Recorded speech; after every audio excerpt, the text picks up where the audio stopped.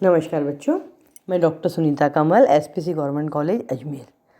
देखिए बच्चों, आज हम अध्ययन जो करेंगे उसका टॉपिक है सिंधु संस्कृति और वैदिक संस्कृति में क्या अंतर था। देखिए, सिंधु संस्कृति और वैदिक संस्कृति में जो मुख्य अंतर हैं वो इस प्रकार से हैं कि नगरीय एवं व्यापार प्रधान थी सिंधु संस्कृति। उसमें विशाल भवन, नालियाँ, सड़कें, स्नानागार, अन्नागार और इसके अलावा जो वैदिक संस्कृति थी वो ग्रामीण संस्कृति थी। और अब हम देखते हैं कि सिंधु सभ्यता में, सिंधु संस्कृति में व्यापार प्रमुखता पे था, कुटीर उद्योग धंधे थे। और वैदिक संस्कृति जो थी वो थी कृषि प्रधान, उसमें पशुपालन, ग्रामीण और उद्योग धंधे हुआ करते थे। वैदिक जीवन में अश्व का, घोड़े का विशेष महत्व था, किंतु सिंधुवासी इससे परिचित नहीं थे।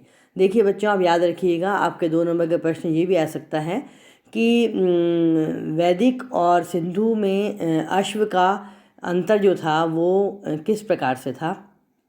तो आप ये बताएंगे कि वैदिक में तो अश्व का महत्व था, किंतु सिंधुवासी जो थे वो अश्व से परिचित नहीं थे। क्यों? क्योंकि इसके कोई प्रमाण हमें नहीं मिलते हैं।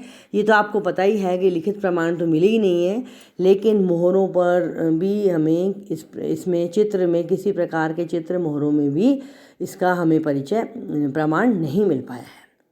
अब आप देखिए कि वेदों में व्याघ्र का उल्लेख नहीं मिलता है, हाथियों का उल्लेख बहुत कम है, किंतु सिंधु सभ्यता में मुद्राओं पर व्याघ्र और हाथी, इन दोनों पशुओं का पर्याप्त मात्रा में चित्रांकन हुआ है।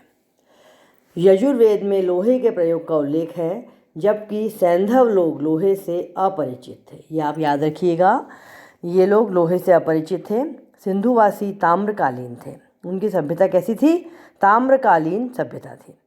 आर्य लोग गाय को सम्मान और श्रद्धा से देखते थे, उसकी पूजा करते थे। इसके विपरीत बैल को श्रद्धा से देखते थे, उसे शक्ति का प्रतीक मान करके उसकी पूजा किया करते थे।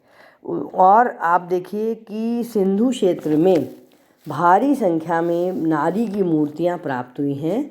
ये लोग मातृ देवी को प्रमुख मानते थे। मातृ देवी की जो थी वो इनके प्रधानता थी, और इनके लिए सारे देवी देवता बाद में थे। नंबर 1 पर जो देवी आती थी वो थी मातृ देवी। इसके अलावा आर्य सभ्यता में पुरुष देवता प्रधान था। बहुत बेसिक अंतर है, आप लोग याद रखिएगा। सैंधव लोग लिंग पूजा करते थे, जबकि वैदिक लोग निंदा करते थे। वहाँ पर तरह तरह के अलग अलग रंग के लिंग मिले हैं, लाल, पीले, अलग रंग के पत्थरों के, लेकिन वैदिक लोग जो थे वो इसकी निंदा करते थे। सिंधुवासी मूर्ति पूजक थे, जबकि आर्य लोग मूर्ति पूजा नहीं करते थे। आपने पढ़ा होगा, आपको बताया था पिछले वीडियो में मैंने कि वो प्रकृति की उपासना करते थे और खुले आसमान के नीचे बैठ कर के पूजा किया करते थे।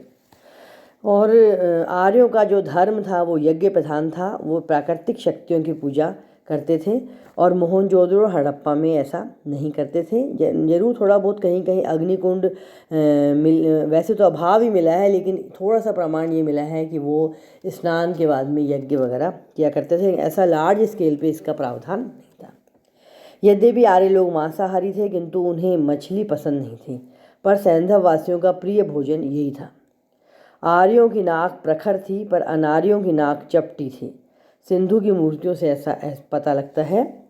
सिंधु सभ्यता के अस्त्र शस्त्र सादे थे, लेकिन आत्मरक्षा के लिए आर्यों का ढाल, कवच, शिरस्त्राण धारण करते थे।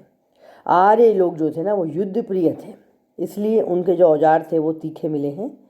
और इसके अलावा ये है कि जो मैंने आपको ऊपर भी बताया, वो भी सबसे बड़ा अंतर है कि पितृ और मातृ सत्तात्मक परिवार का बहुत बड़ा अंतर है।